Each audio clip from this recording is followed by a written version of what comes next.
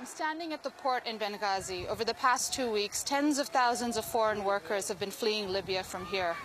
Today, the Greek cruise ship behind me is leaving for Syria. They're taking about 930 workers back home, but hundreds of workers still remain. My name is Kamal Musa. I'm the coordinator for the evacuation of the foreign people who want to leave. But we have some nationalities that are stuck here, like Somalis, Bangladeshi, and people from Ethiopia, Ghana. These people, it seems to me like nobody wants them, or we are taking care of them, we're feeding them, we're giving them a roof. But for how long, I don't know. A few hundred of the people here are from the war-torn countries of Somalia, Ethiopia, and Eritrea. They're terrified of staying in Libya after the spike in anti-African violence in the past few weeks, but they can't go back to their homelands. My name is Ermias Tola. I'm from Ethiopia. We are under the shadow of poverty, and some people, they have political problem, so we are staying here. Describe the living situation here, and how many people are here? I think there are maybe 300 people, all of them.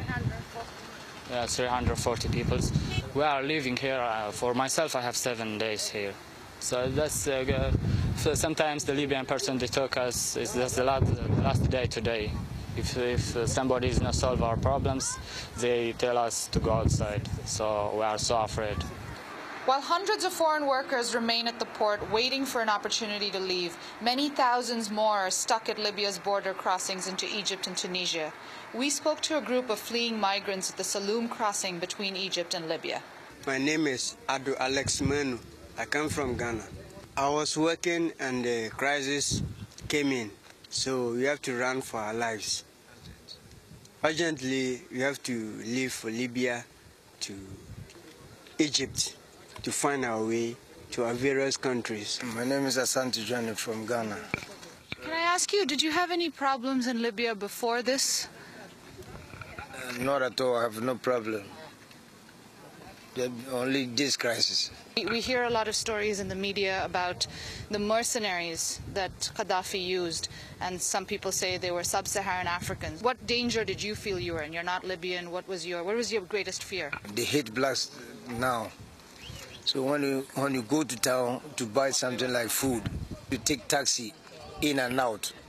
If not, if you make attempt to walk in town, I'm going to say you'll be killed. They shoot my very best friend. We were 3, they shoot 1. I left all my friends there. Right now, as I'm sitting here. One guy from Cameroon. He's a Rasta man. He get dreadlocks. They killed him. So how soon do you expect to leave here? Even right now, I'll be much appreciated to quit from this place, from this hell. Human Rights Watch has been here in Libya tracking the situation of migrant workers and suspected mercenaries. We spoke to Peter Bouckaert, he's the emergencies director at Human Rights Watch.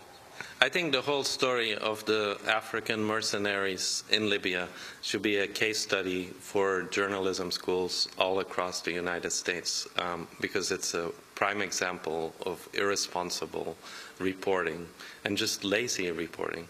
You know, rather than going out and investigating these incidents and whether they're true, these rumors, Western journalists from very reputable publications just published the rumors as true.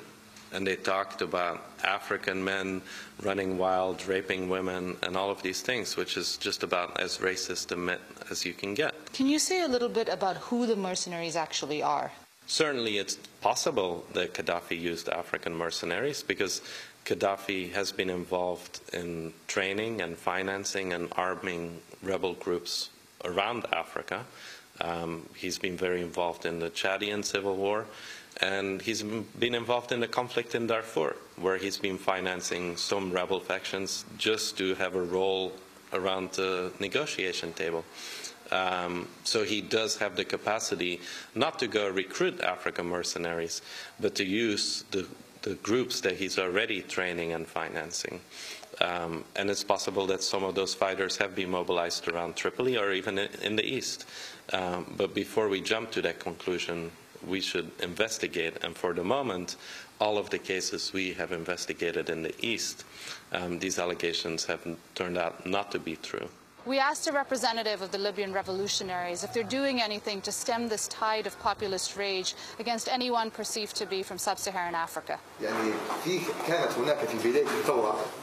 the beginning of the revolution, the first couple of days of the revolution, you understand the level of rage within the people was very high, and we worked very hard to safeguard those African workers and protected them from being attacked in any way. We put them in safe places where now things have calmed down and I don't think there is any threat. I am Amal Bouckaert. No one is killing anybody from these people. The people are organized now and they understand, and they bring these people to the court. And in the court, they investigate these people and they are doing their business. Some people, we are not sure if we are this way or this way. Also, they are here. But when we are sure somebody is innocent, they release them immediately. I'm not going to say we're satisfied with some of their actions. I mean, we do feel that they continue to detain a lot of people who are clearly innocent and who should be released. But at least they have allowed us access. And I do think that they're sincere in trying to resolve some of these issues, because a lot of the people involved in this revolution are human rights activists, they're lawyers, and they're people who themselves were imprisoned at some stage. They recognize the importance of respecting human rights, and this revolution is very much about changing that culture of abuse and repression. What's the number of migrant workers in Libya? If you count up all of the non-Libyans working in Libya, you're probably talking in the very high hundreds of thousands and probably the millions. There's hundreds of thousands of Africans who come here to work in menial labor. And then there's many Asians who come to work in the service industries. This really, like many countries in the Middle East, is a country where most of the labor is performed by migrant laborers. Back at the Egyptian border, we met a large group of migrant workers from Bangladesh who have spent several nights at the crossing waiting to be evacuated by their government. Yes, my name is Mohammed Suhail. My country, Bangladesh. How many days are Bangladeshis been here for? Maybe 10 days. You've been waiting at the Egyptian border for 10 days? 10 days. Egyptian border is coming 10 days. How many Bangladeshis are here? 3,000 Bangladesh have now people. And are you coming, which city in Libya are you coming from? I'm coming from Benghazi, boosted company, Singapore. What do you do? What does the company do? Company construction work. We've seen very little response from the Bangladeshi government, and it's really a question of resources for some of these countries.